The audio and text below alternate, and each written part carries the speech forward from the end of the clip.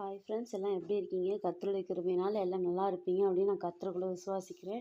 நீ பயப்படாதே, நான் உன்னோடு இருப்பேன் என்று ஏசாயா 43:2 சொல்லிய வார்த்தை நம்முடைய வாழ்க்கையில் வாய்க்கும். அல்லேலூயா, ஆமென். தண்ணீரை போல புரண்டு வரும் பிரச்சனைகள், ஊழிய பாதையில் பிரச்சனை, பொருளாதார பிரச்சனை ஆகியவைகளில் தேவன் நம்மை விடுவிப்பார்.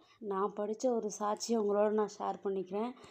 மிஷினரி வட இந்தியாவில் மிஷினரி ஊழியம் செஞ்சுட்டு இருந்த சில சிஸ்டர்ஸ் வந்து ஏர்லி மார்னிங்கே ப்ரேயர் பண்ணிட்டு எப்போவுமே ஊழியத்துக்கு போவாங்களாம். அப்படி போகும்போது காற்றை கலந்து தான் அவங்க வந்து ஊழியத்துக்கு போவாங்களாம். அப்படி போகும்போது எப்போவுமே அந்த முழங்கால் அளவுக்கு தான் தண்ணி இருக்கும். ஒரு நாள் இடுப்பளவு தண்ணி இருந்துச்சாம். எப்படி இதை கடக்கிறதுல அவங்களுக்கு தெரியலையாம்.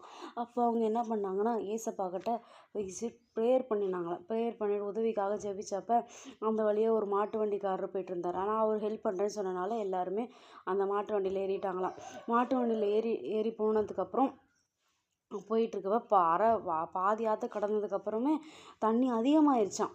தண்ணி அதிகமானதுமே என்ன பண்ணுறதுனே அவங்களுக்கு தெரியலையா. நம்ம எல்லாரும் தண்ணியில் மூழ்கிடுவோமா, அப்படியே எல்லோரும் கவுந்துருமோன்னு அவங்க அப்படி நினச்சிட்டு இருக்கும்போது கர்த்தரை ஏசப்பா அப்படின்னு சொல்லி சத்தம் போட்டு கூப்பிட்டாங்களாம். கூப்பிட்டதுக்கப்புறம் அப்படியே என்னடா பண்ணுறதுன்னு பயந்துட்டே இருந்தப்போ ஒரு 2 வாலிப பசங்க திடீர்னு எங்கேருந்து வந்தாங்கன்னே தெரிலையாம். நீச்சல் அடிச்சுட்டு அந்த பக்கம் அக்கறைக்கு கொண்டு போய் அவங்கள பத்திரமா வந்து கரை சேர்த்துட்டாங்களாம். திரும்பி பார்த்து அந்த பசங்களுக்கு தேங்க்யூ சொல்லணும் அப்படின்னு நினச்சிட்டு இருந்தாங்களாம். திரும்பி பார்த்தா அந்த 2 பசங்களையும் காணோமா.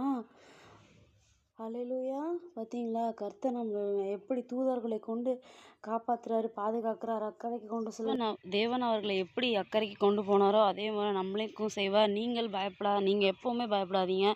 நமக்கு உதவி செய்ய தூதர்கள் இருக்காங்க. நம்ம பிரச்சனைகளை கடந்து போக உதவி செய்வாங்க. உலகத்தில் உபத்திரவம் உண்டு என்று யோவான் 16:33 தேவன் சொல்லியிருக்கிறார்.